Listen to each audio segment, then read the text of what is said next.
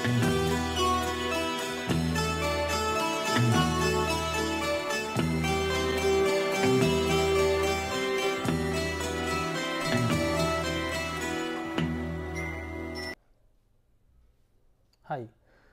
good morning everybody.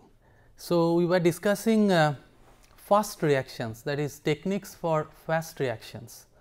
So far we have talked about reaction rates, rate laws, effect of temperature on reaction rates, then complex reaction, theories of reaction rates, kinetics of some specific reactions, kinetics of catalyzed reaction. Now we are here with fast reactions.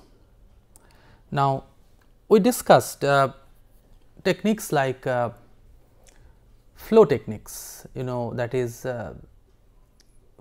continuous flow method or maybe stopped flow method. So these are the typical diagrams of flow methods. I mean, there are two syringes, there is a mixing chamber and then there is a detector, and this detector may be movable, or maybe these syringes can also be movable. Okay. So with this we can study fast or moderately fast reactions, not very fast reactions. It is not possible to follow the kinetics of those very fast reactions with this simple flow technique. So for that a modified version of flow method, that is your stopped flow. Okay. So here also there are two syringes, there is a mixing chamber and you have got the detector.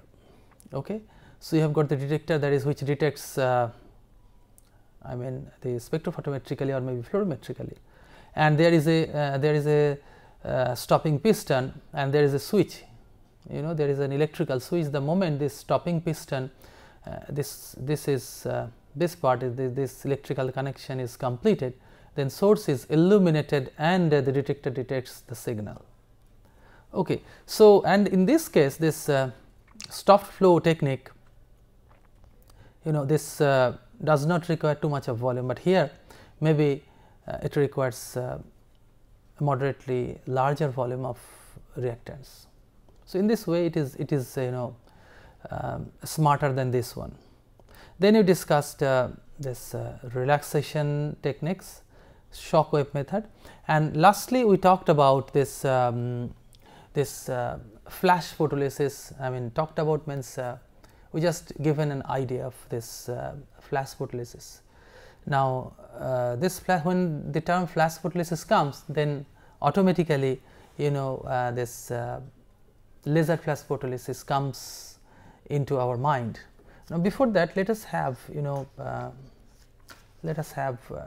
idea of this flash photolysis.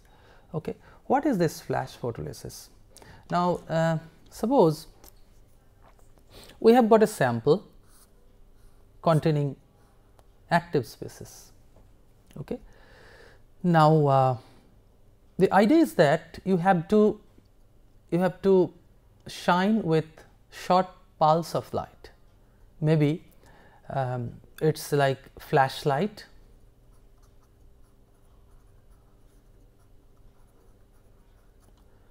or maybe laser light as well. I will come to lasers later on. So this is an active material. So suppose you have got the molecule M, when it is allowed to interact with radiation h nu, maybe it goes to some electronically excited state, and then it undergoes further reaction. Reaction, maybe it is photophysical, maybe some M and maybe heat, or maybe photon, or maybe some chemical reaction. Okay. So chemical reaction is also possible. So in this case the active ingredient for the reaction is active material, or the reactant is this one. So by some means, and this is also not like a ground state molecule that it stays for long time. It is not like that. Okay. it is not like that this M star stays for a long time. So, eventually it will undergo these processes. So, therefore, with time this population of this M star reduces. Okay. And suppose if it is the case like say this one absorbs at say lambda 1 and say this one absorbs at lambda 2. Okay.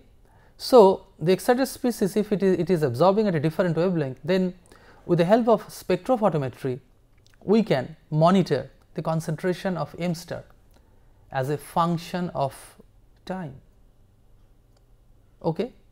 So, that means this flashlight is used to generate this active species, and there will be another light which is called the probe light. Okay. So, which measures the absorbance of this species and maybe as a function of time. So, what you do, you have got your sample over here, maybe it is an aqueous solution or maybe solution in some solvent, maybe methanol, maybe benzene or so on. Okay. So, you have got your flashlight over here, flashlight, and this side you have got your probe beam. It is a weak maybe white light, okay, and you have got the detector. You have got the detector. The thing is that the moment this flashlight is on or it is flashing, electronically this detector becomes on. I mean, getting a pulse from this flashlight, a circuit is turned on so that the detector becomes active and it starts to detect the signal at a given wavelength lambda 2, okay, and as a function of time. So, this detector is plugged, I mean the signal from the detector is plugged into a device, maybe it is a oscilloscope, cathode ray oscilloscope or maybe oscilloscope. Nowadays these oscilloscopes are replaced with PC based oscilloscopes. So, what it does is it records the signal intensity as a function of time. So, the signal strength decays with time. Okay. So, it is the intensity, okay, intensity or maybe absorbance, ABS, and it is time. Okay. So, what happens is that the probe light, because of this absorption at immediately after this flash is on, what happens that this when the flash is on, this signal is minimum because immediately after the flash is on, this population is very high. So, therefore, what happens if you just simply record the intensity of the emergent probe light at a given wavelength lambda 2, you will have a rising trend of your intensity, because this species, absorbing species, is decaying with time. Okay. So, this way we can follow the concentration of M star. Now, sometime this active, I mean this sample does not have strong absorbance at a particular wavelength. Okay, it may have weak absorbance. So, in that case, if you can have a very high intensity light, then it is possible to have a significant absorption at that particular wavelength, and for that this fluorescence light is replaced with lasers. Okay. So, now we will come to what is meant by lasers. Okay. So, it is the short form of the term light amplification by stimulated emission of radiation, LASER. So, what is this light amplification? What is this stimulated emission? So, we will come to this. So, let us have a look into into a typical simple laser. Say it is a helium neon laser. It is a visible laser. I mean, lasing frequency is visible, and lasing frequency is visible. So, and this picture is taken from some internet resource. Now, this is a helium neon laser. It has got like there is an active medium. This is the power supply. Okay. This is cathode, this is anode, and it contains mixture of helium and neon, and this mirror is 100% reflecting, this mirror is 95% reflecting. Now, because of this electrical discharge, lasing action is generated.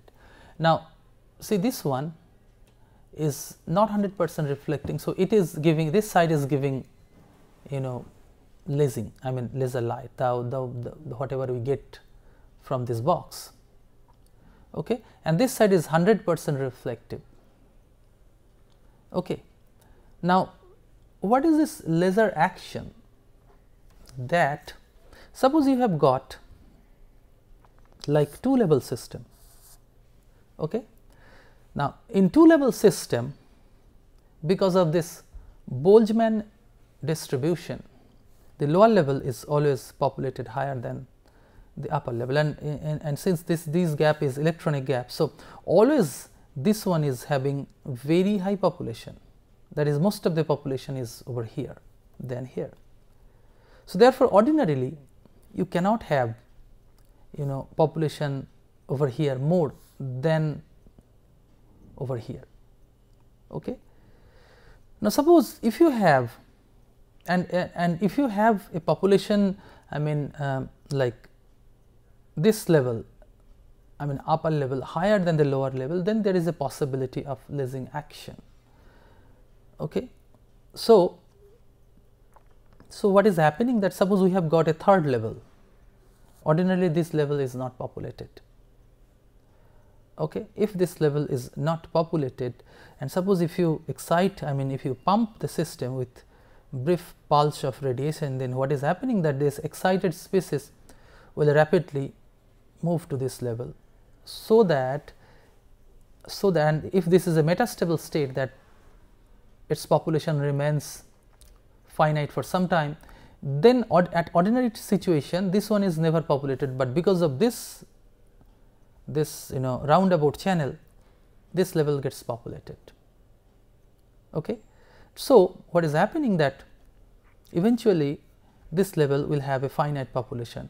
So, compared to normal population, this level is, I mean normal means under ordinary condition this is 0, population is 0, but because of this optical pumping this level gets some population. So, it is called the inversion of population with respect to when there is no pumping, and then this excited, I mean this population, and some of the excited species, okay,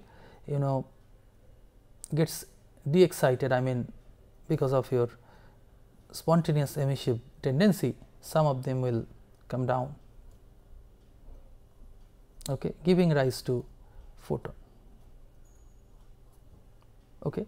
What is happening, that if you can feed this photon back to here, then it will stimulate another system to come back.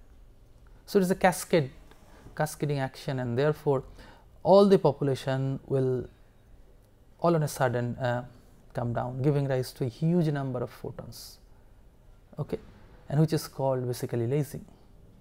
Okay. And this lasing, it has got specific characteristics, so which we will come to one by one. Now, lasers, it is, and one more important point, that it is a 3-level lasing case I discussed. We may have a 4-level case also, like here. 3-level case, it is these two levels are never populated under ordinary condition, but if you do pumping like this, you will have population, finite population over here compared to this one. So, it is again against the normal case, that is Boltzmann distribution. So, population is getting inverted, therefore, we can expect lasing between these two levels. Okay. So, let us come to the characteristics.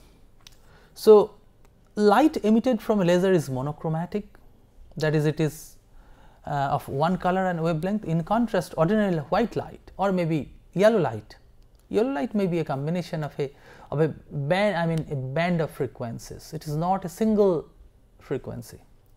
Okay, but for lasers it is a monochromatic, that is one frequency is there. Why it is that? Because lasing occurs between two definite levels, that is a pair of levels, these two are definitive. Therefore, the gap between these two levels is fixed. Therefore, we can expect only one frequency. Okay. And lasers emit light that is highly directional. Why highly directional? Because as I told you that because of this spontaneous emission, this one as I told you earlier, that because of this spontaneous emissive probability, this comes down to here giving rise to a photon, and if you can have this photon within a pair of mirrors, then what will happen? Suppose in between these two mirrors there is an active medium like this. So, this is the active medium. Okay. So, this active medium means that is it has got the excited ensemble. Okay. So, excited ensemble means this ensemble, this one. Therefore, the moment this single photon is emitted due to spontaneous emission tendency, this may fall onto maybe this mirror or maybe the other mirror, and if this spontaneously emitted photon falls onto this mirror vertically, okay, vertically this way, then it will be reflected back and pass through this active medium. Okay. So, pass through this active medium means it will go back and forth between these two mirrors and giving rise to a standing wave pattern. So, a standing wave pattern will be generated, and the more it will go like this, it will stimulate other excited other excited molecules or excited systems to come down. Okay. And there is a kind of avalanche breakdown, like all the the excited ensemble will together come down to the ground state, giving rise to photon, and only those photons which are exactly or very close to the vertical situation compared to this mirror will remain within the cavity, which is this region in between these two mirrors, and the active medium is called the cavity. So, it will remain within the cavity. Okay. So, within the cavity means those beams, those rays which are exactly vertical to this mirror will oscillate within the cavity. And as I told you in the earlier diagram that one mirror is 100% reflecting and the other mirror is less than 100% reflecting, means some of these oscillating photons, waves, some of these oscillating photons within the cavity will exit the cavity through this less than 100% reflecting mirror.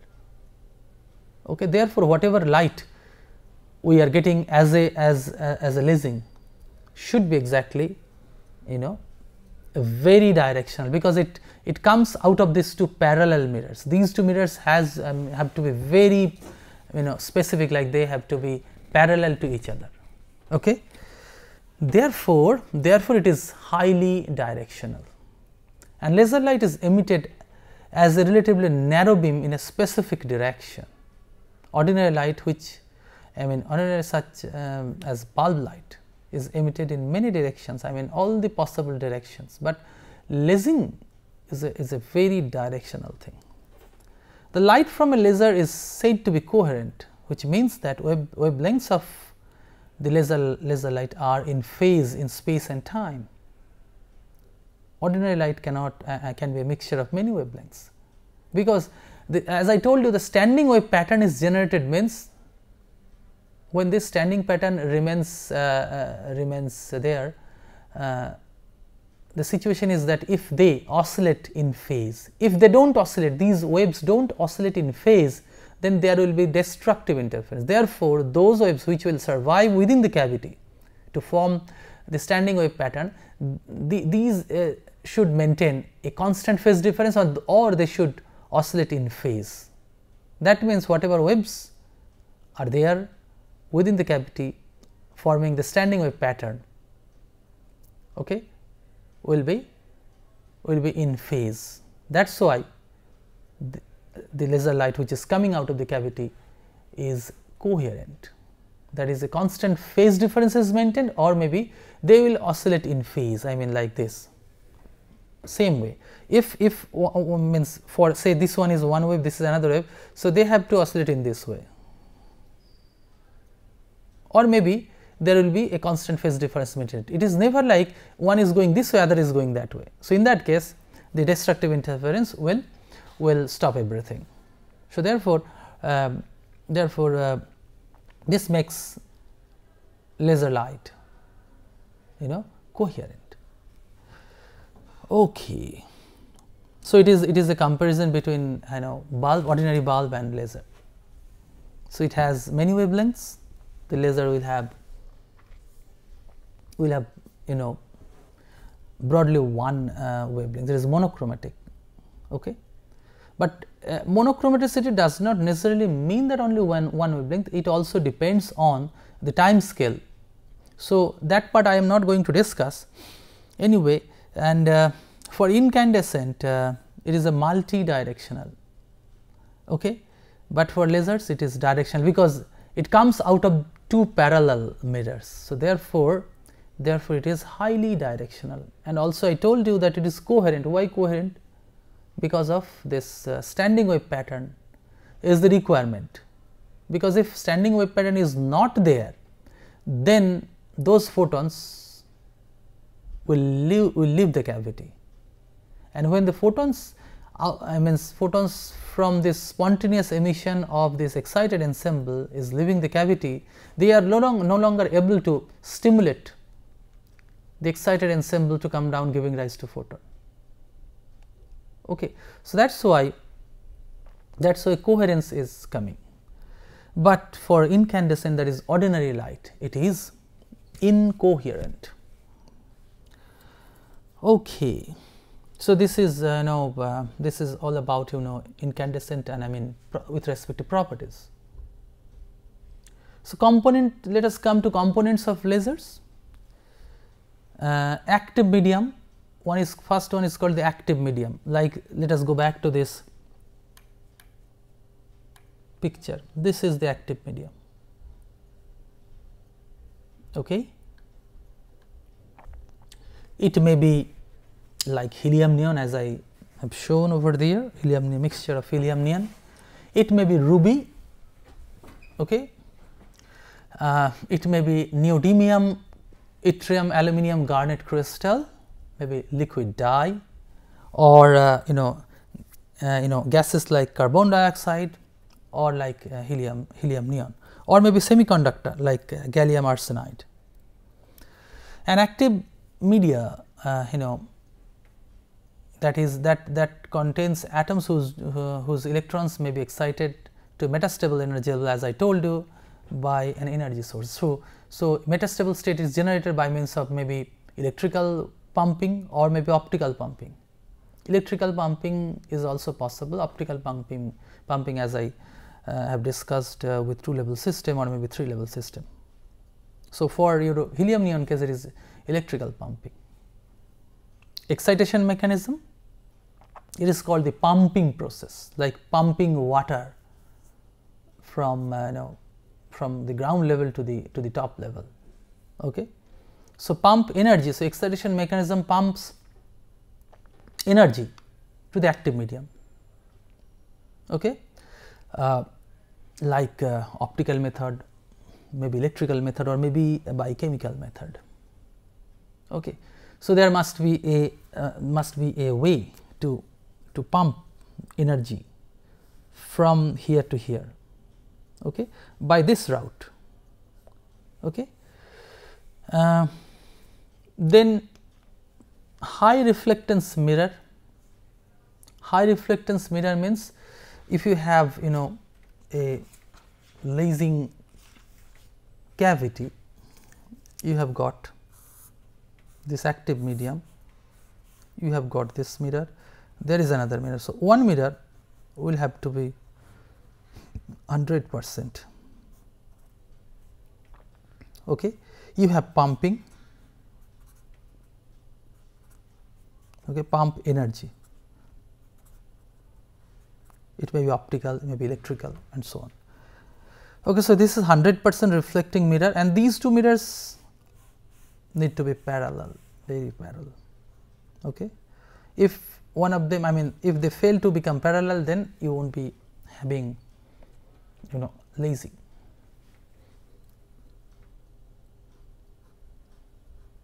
And there is another mirror, or maybe it is called the partially transmitting mirror. Okay. So, it will be less than 100% reflecting, maybe say 95 to 99.9%. Okay. So, what happens that this reflects all the photons which are falling onto this mirror, but this reflects maybe 95%. Suppose 100 photons are falling on this mirror. So, what is happening that out of 100, 95 photons are fed back, returned to this cavity, and maybe 5%, 5 photons are coming out, which you see as lasing. Okay. So, and since this light is coming because of these two parallel, out of these two parallel mirror configuration, so these beam photons will be exactly parallel.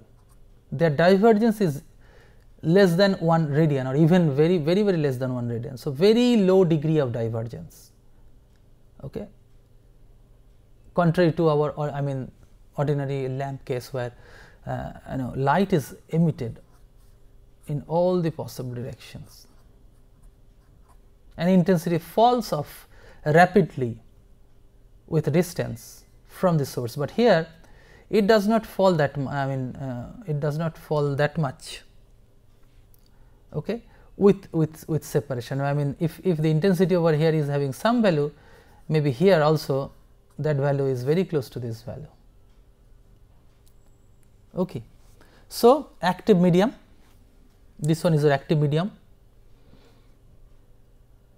Excitation mechanism, pumping energy, okay, pumping energy from maybe here to here, and then lasing. Okay.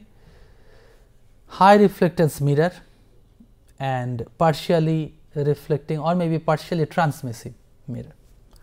So, these are the basic parts of a laser.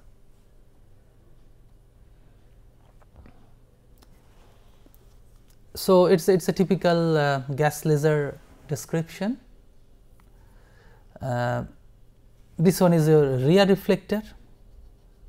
This is actually called output coupler, OC. Output coupler means it is partially transmissive mirror, and gas discharge. Through gas discharge, your excited ensemble of molecules are created, and then through this rear reflector, 100% reflector and output coupler, the beam is coming out.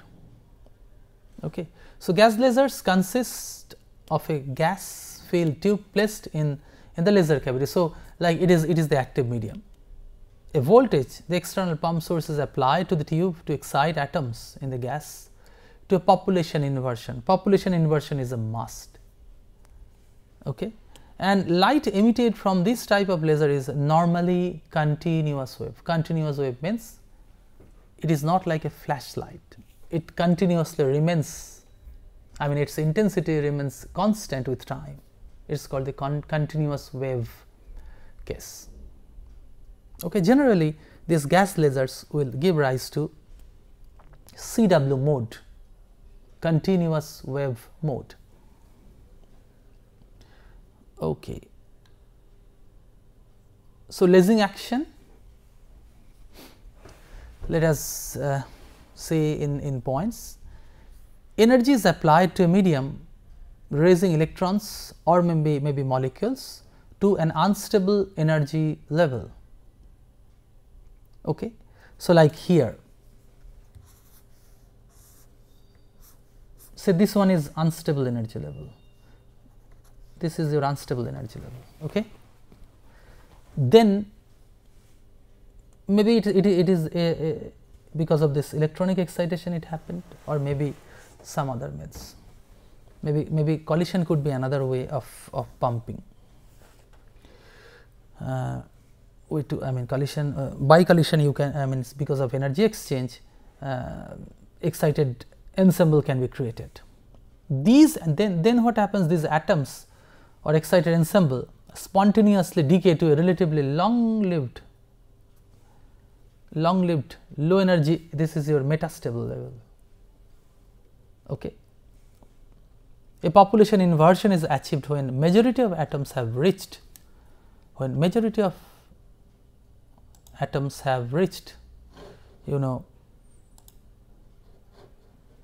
majority of atoms have reached this metastable state.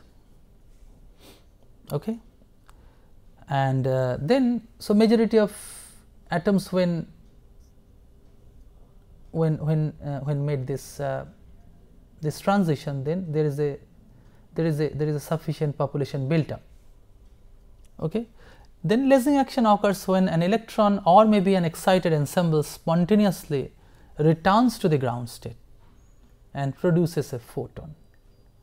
Okay. Maybe because of the electron de-excitation from here to ground state, or maybe a molecule comes back.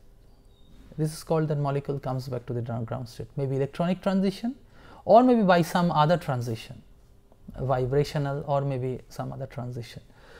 So, it comes back and giving rise to a photon in the appropriate frequency. Okay. If the energy of this photon is of the precise wavelength, it will stimulate the production of another photon of the same wavelength and resulting in a cascade effect. That is, if this energy of this emitted photon is exactly matching with this energy gap between these two lasing level, then what will happen, that it will stimulate another excited molecule to come back, resulting in another photon. So, one photon makes another photon, then these two photons will make 4 photons. So, this way a cascading effect happens. Okay. The highly reflective mirror partially reflect, I mean highly reflective mirror and partially reflective mirror, you know, continues the reaction by directing photons back through the medium along the long axis of the laser. Okay. So, as I told you that these photons are fed back into this active medium, okay, and only those photons which are falling onto the mirror exactly perpendicularly will remain through back and forth, you know back and forth reflection, and will make standing wave pattern. Then the partially reflective mirror allows transmission of a small amount of coherent radiation that you observe as beam. Okay.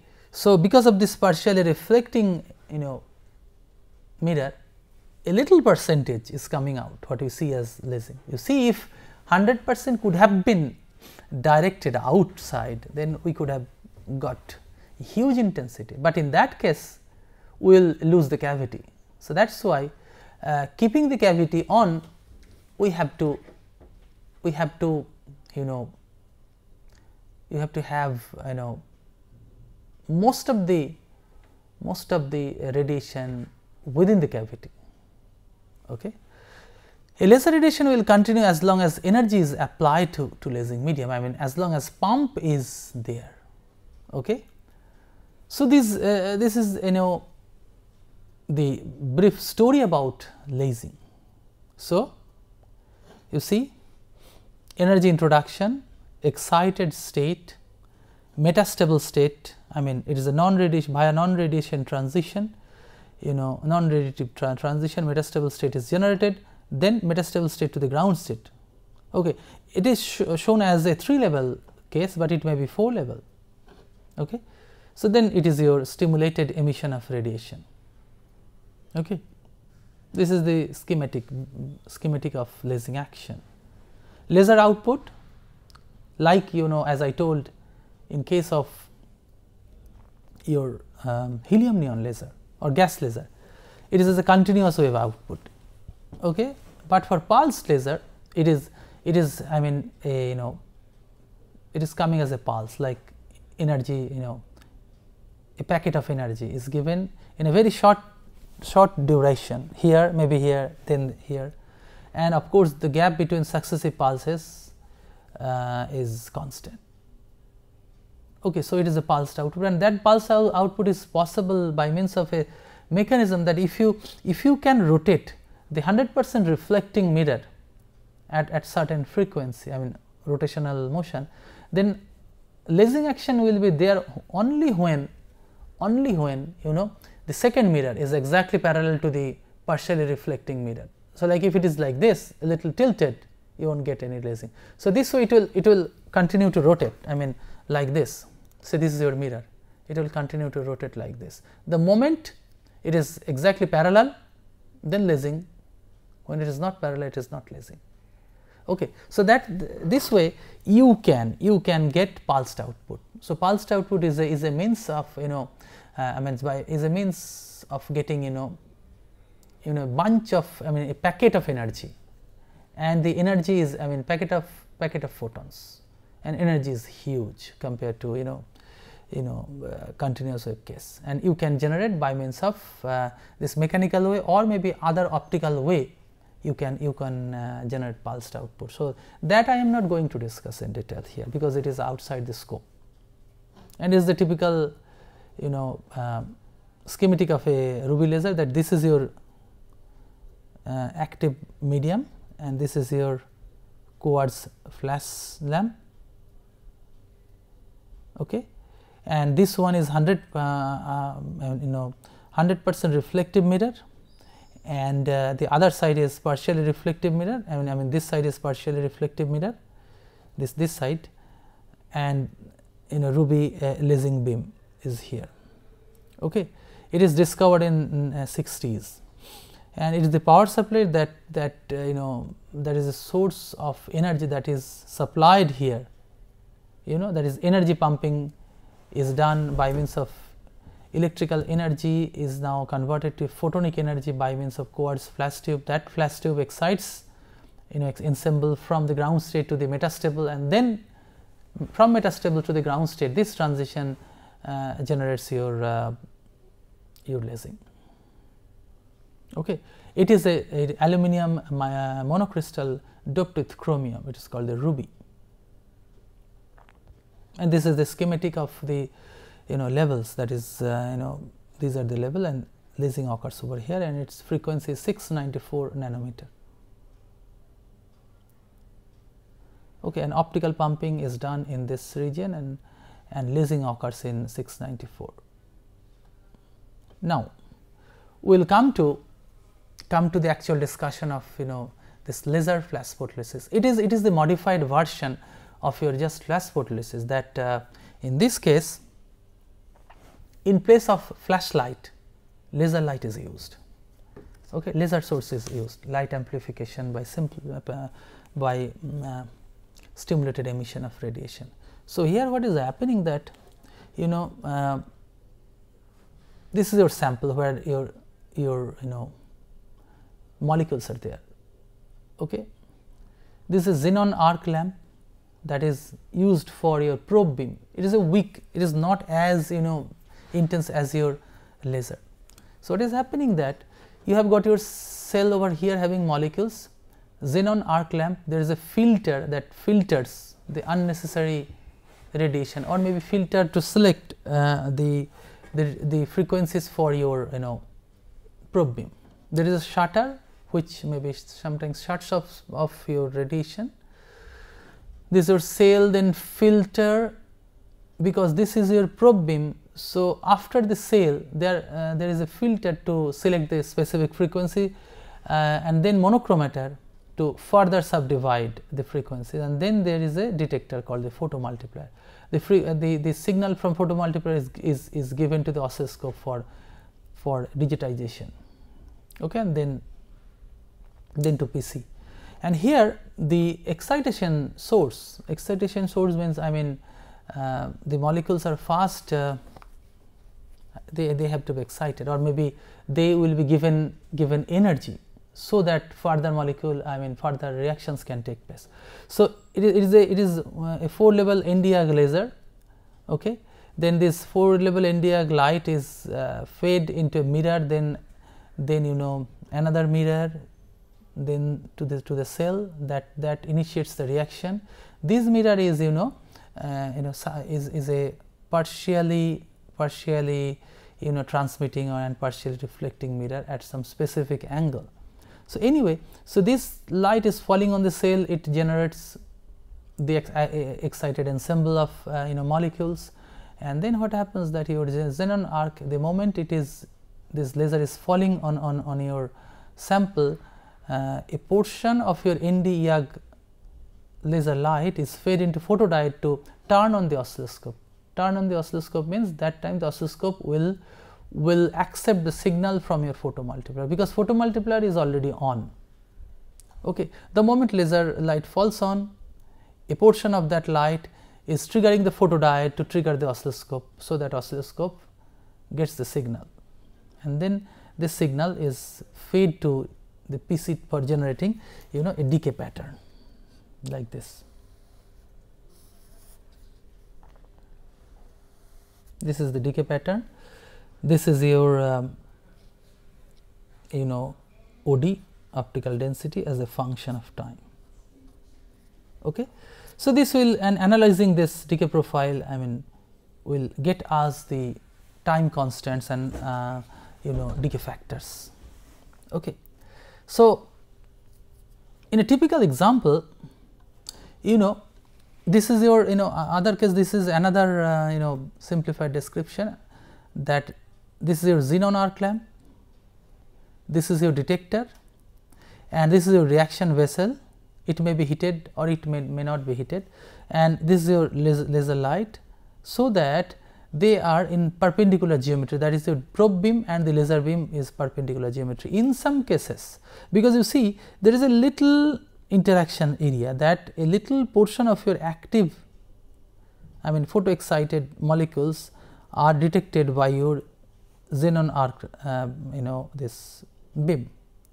So, that is why nowadays it is a perpendicular geometry. This is your laser this way, and this way is your probe beam.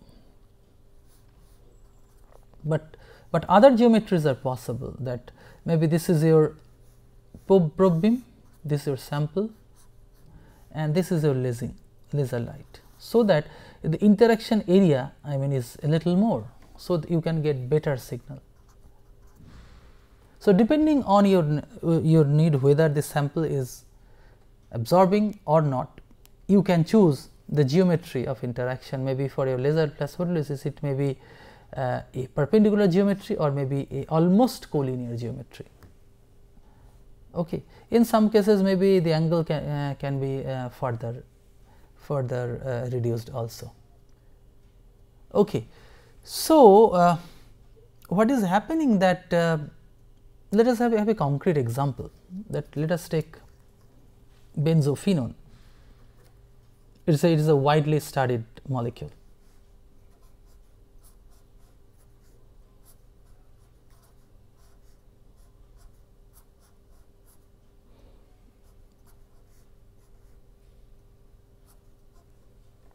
Okay.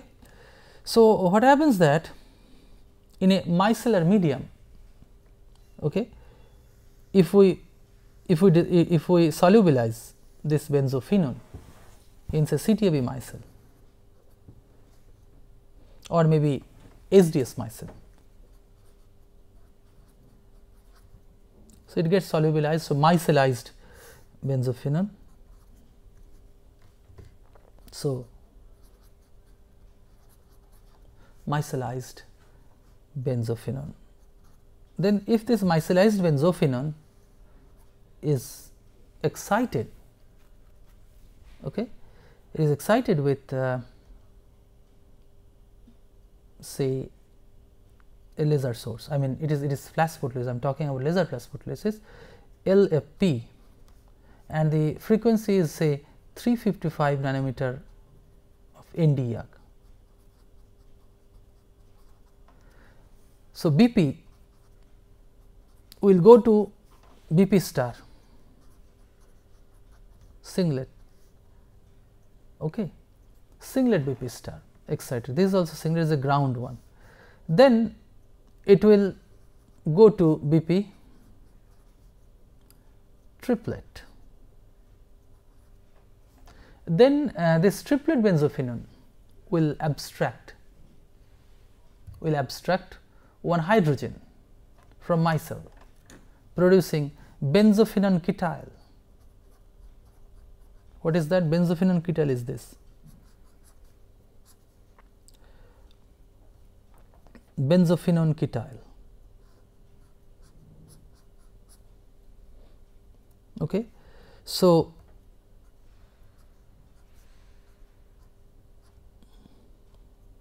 benzophenone ketyl radical. So, it is like here one hydrogen, okay, one hydrogen and maybe like that. Okay. So, here or maybe like I mean it is better to write in this way. So, this hydrogen may be here, dot over here.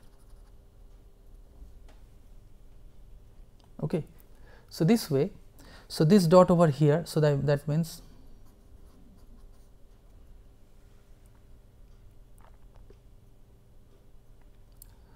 okay. So, this so we can follow this ketyl one, okay, we can follow this ketyl one like it has got a specific absorbance at say around 550. Okay. So, around 550 nanometer it will absorb. So, if we monitor at monitoring wavelength is 550, that is if we put the monochromator, this monochromator I mean at 550 nanometer and then take the signal, we will be getting you know this decay of the benzophenone ketyl. Okay. So, this way we can follow the reaction in the excited state using this this technique which is called your flash photolysis technique, and this is possible only when when your excitation I mean like Nd:YAG source or maybe your flashlight is there. If there is no flashlight, then the excited benzophenone will not be produced to do this ketyl one. Okay. So, therefore, it is very important, and also one important point, this one dot is over here and the other dot is on the micelle side. Okay. And then what will happen with time, again this hydrogen is given back to the micelle. Maybe some cases if it does not undergo further reaction, this hydrogen will be given back to your micelle. So, benzophenone BP ketyl will produce BP plus your micelle. Okay. So, benzophenone ketyl and your micelle dot is called a radical pair.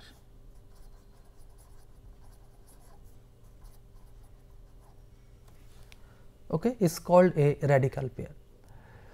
That is why this radical, and also this radical pair can undergo several reactions which are very interesting.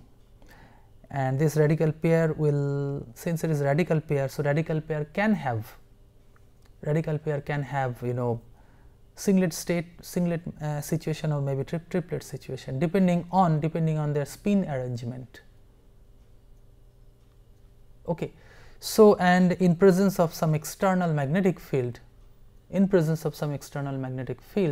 you can expect, you know, a modulation of their spin state. Okay. So, so it will be very interesting, you know. Maybe in later part of our discussion, maybe in next lecture, we can talk about this you know behavior of this spin pair, I mean radical pair, as a function of time in presence of an external magnetic field. Okay.